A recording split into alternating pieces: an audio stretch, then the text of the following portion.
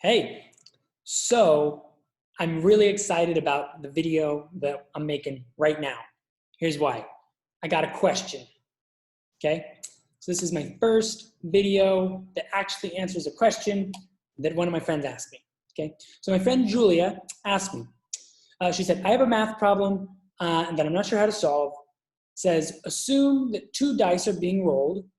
Let event A equal the sum is a multiple of 3, and event B equal the sum is a multiple of 4. The sum of those two dice I imagine being rolled. And it's a two-part question. Part A is, how many outcomes are in the intersection of events A and B? And part B is, what is the probability of A or B? Okay, let's take a look. So this question goes over a few different little areas of mathematics. The main thing is that we need to do some counting of outcomes. So whenever you're counting outcomes, it helps to have a sample space that makes it really easy to think about all of the possible outcomes. You can't always make a really nice intuitive sample space that gives you all of the outcomes easy to see, but for things like rolling dice, it actually ends up being pretty easy. One really good sample space for rolling dice is just a grid where on one side of the grid you have like the different options that you get from rolling one die, and on the other side of the grid you have the different options that you could possibly, different outcomes of rolling the other die. And so in the grid, every point here represents one of the different possible outcomes. So like, for example, gosh, let me just make all these dots. It's the most interesting video ever. Dot making 101. Okay. So suppose, like, for example, this is like your first die, and this is your, doesn't go there. This is your second die up top. So this dot here would be, that would be a 1 for both dice, right? And this dot here might be like the first die I got a 2, and the second die I got a 5, okay? So I hope you get this sample space. Now, this is a good sample space because it captures all of the different possibilities that there are when you roll two dice. Every dot here is representative of one of the possibilities. And they're also really easy to count. It's just 6 times 6, so there's 36 different possible outcomes. Now in part A, they ask us, how many outcomes are in the intersection of events A and B? So for event A, I'll use red here, and I'm just gonna go through and circle the outcomes that are in event A, which is that the sum of the dice is a multiple of 3. Well, okay, just really quickly, maybe I'll do a little more work, which is to figure out what all the multiples of 3 are between 2, which is the smallest number I can get, them both being 1, and 12. So looks like, 12 and 9 and 6 and 3. Okay, so 12 and 9 and 6 and 3. If the two dice add to those numbers, then they will have summed to a multiple of 3. So I'll just find those. 12 is really easy. I can only get that if it's, both of the dice were 6. And then the lower one was 9. I can get 9 with, let's see, how about 5 and 4, or 4 and 5, or 6 and 3, or 3 and 6, or something like that. So those are the outcomes that sum to 9. And then 6, so I could get 6 with a 5 and a 1, or a 4 and a 2, or a 3 and a 3, or a 2 and a 4, or a 1 and a 5, then a 3. I can get 3 with a 3 and a 1, no, 2 and a 1, or 1 and a 2, that's it. Okay, so those are the different options. Those are in event A. So now I'm going to go through event B, do a similar kind of thing. Event B. Event B is the sum is a multiple of 4. So again, the smallest number I can get is 2, the largest number I get is 12. So I'll go through and I'm just going to put a blue square around sums of dice that are multiples of 12. So multiples of 4, excuse me. But 12, that was the first one I'm going to do. 12 is a multiple of 4, so boom, that one.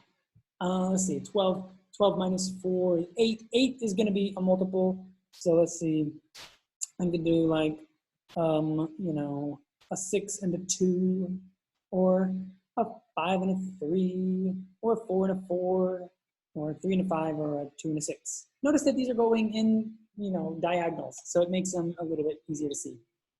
And then let's see, the next multiple of 4 between 2 and 12 is going to be 4.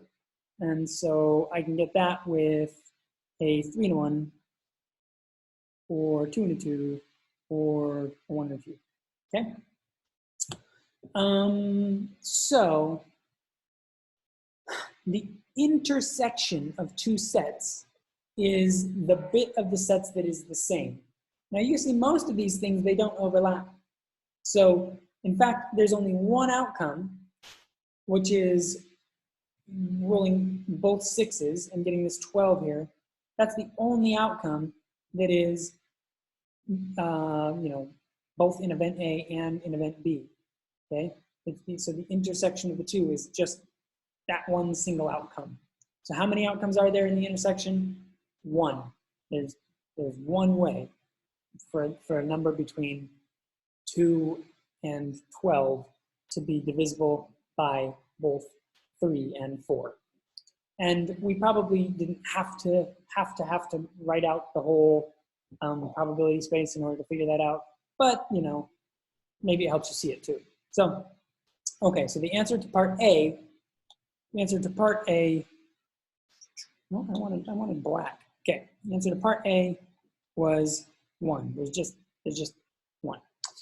So part B was, what is the probability of A or B? So this is, when you're doing OR, there's some slight ambiguity. Maybe I'll tell you about it really quickly before I continue. But there's OR, which is a logical operator, and then there's XOR, or exclusive OR. And let me just give you a quick review of what those things are. If I said, if you were saying like, hey, I'm gonna go to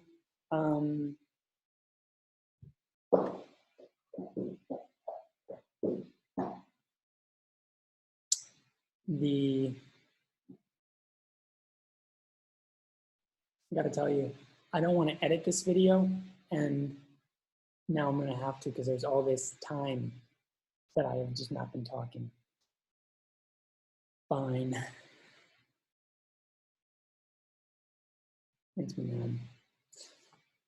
Okay. The logical operator OR. The logical operator OR has 2 versions, OR and exclusive OR, okay? So in the version that's just OR, it's inclusive, not exclusive. It can be either one or the other or both, and that's fine. In the exclusive OR, it can't be both, okay? So it's just important to think about that. In this problem, if they're saying OR in mathematics, they'll be specific. They'll be explicit. They won't try and trick you. So if they've just said OR, then they mean inclusive OR, which means that it can be any of the outcomes for A, or any of the outcomes for B, or it could be an outcome that satisfies both A and B. Okay? So that's an inclusive OR. So what is the probability of A or B? Remember that the probability of something, probability of A or B, the probability of something is just the number of outcomes in that something in that event. So we need to count the number of outcomes in the event A or B. And then we have to divide by the total number of outcomes. So the total number of outcomes, we've actually already talked about that. That was 36. There's 36 different outcomes. Now, when you roll 2 dice, yeah, there's 36 different ways that can go. Then the number of outcomes in A or B, we just count them up. So let's see, 1, 2, 3, 4, 5, 6, 7, 8, 9, 10, 11, 12, 13, 14, 15, 16, 17, 18, 19, 20. We count that 20th one just once, okay? So there are 20 different ways to satisfy either A or B. So the probability of A or B is 20 divided by 36, or 10 over 18, or 5 over 9. Okay, 5 ninths. All right, so we answer both parts of this. We got to see it kind of visually with this sample space, talk about probability, talk about the intersection of different sets. All right, that was a great problem. Thanks, Julia. That was a lot of fun. I really like getting problems. Please, if you have any sort of questions, I would be more than happy to make a video about them, just like this, and then answer your questions specifically. It makes me happy. Anyway, all right, well, that was fun. I hope you had as much fun as I did, because I had a lot of fun. See ya.